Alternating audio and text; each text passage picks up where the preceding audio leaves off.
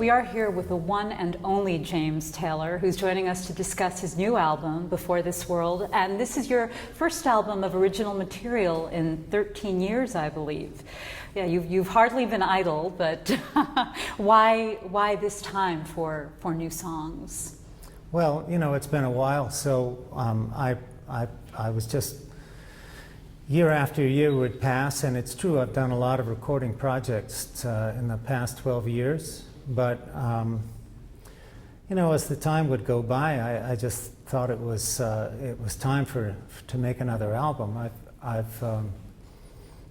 just wanted to present some new songs, but I found that lyric writing was the part that was hanging me up, and the reason is that there was so many other distractions constantly that I needed to admit that I had to sequester myself. I had to hide myself away, find a place to work without any distractions. So yeah. That was really why it took so long. I needed to have empty space within which to write lyrics. So.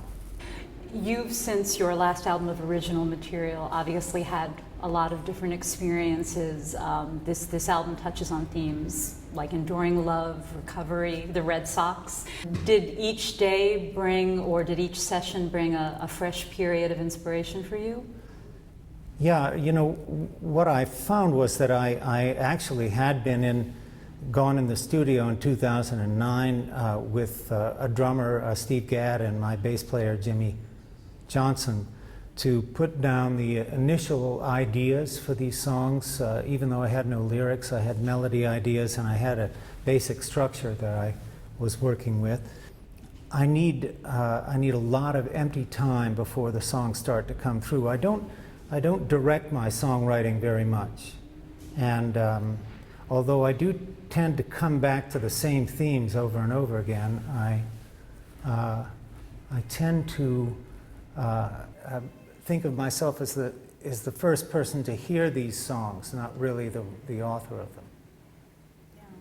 Oh, you have to tell us about writing the song about the Red Sox, inspired by the Red Sox. I know you were just at Fenway, you're going back to Fenway. This is a long-time love affair for you, quite clearly. Well, it's true. It's actually my wife Kim who got me into this level of fandom with the Sox. Kim worked with Seiji Ozawa for many, many years, and Seiji was the Red Sox fan, still is. They send him tapes of the games, and he insists that nobody tell him what the outcome was so he can sit down and watch the game. But he was a huge, while he was in Boston, a huge Fenway fan. So I caught that from Kim. She caught it from him, and I got it from her. But yeah, I'm very. I love baseball, and I played a little as a kid. Not anything organized or particularly high level, but I just I like the culture of it. I like the phenomenon of the Red Sox and the curse of the Bambino and the 85 years that Red Sox fans had to wait, and then the amazing sense of miraculous release that we got when we finally overcame. It was one of those things, one of those few moments you remember where you were, no matter who you are. In the Red Sox nation, you remember the moment. And people ran out into the streets and celebrated. It was really quite something to see. Well, your voice, speaking of legacies, never seems to age. Your voice seems ageless. Is that healthy living? It's clearly partly good DNA.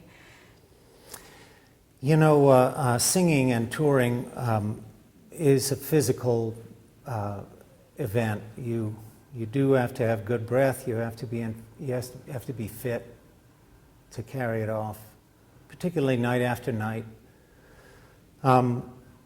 Tony Bennett told me some years ago. He said, he said, do you exercise your voice? Do you do your your vocal exercises every day? And I said, well, you know, not really. No, he said, well, you got to do that, particularly as time passes. He said, if you skip your vocal exercises for 1 day, you'll notice it. If you skip it for 2 days, the band will start to notice it. 3 days, the audience will start to notice. And if you skip it for 4 days, the critics will start to notice it. That's his little joke. As I mentioned before, you have hardly been idle recently, and you've accepted many, many awards in recent years. The National Medal of Freedom, an award in France recently. Do honors still mean as much at this point in your career? Do they take on a different quality or tone? You know, I'd say actually that they mean more as time goes by. I remember the first couple of times I got Grammys. It just seemed like another world, you know. It didn't seem connected with what I thought I was doing. I didn't show up to get them. I lost track of who had them and where they went to. It wasn't that big a deal. But I guess as time goes by, you know, you probably drift a little bit to the right in all things, and it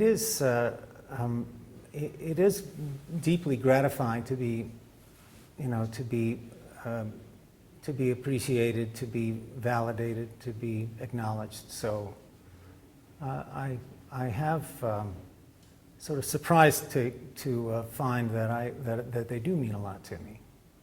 We certainly look forward to listening to you and honoring you a lot more in the years that come. So thank you for joining us today. Oh, you're so kind. Thank you. It's lovely to speak to you.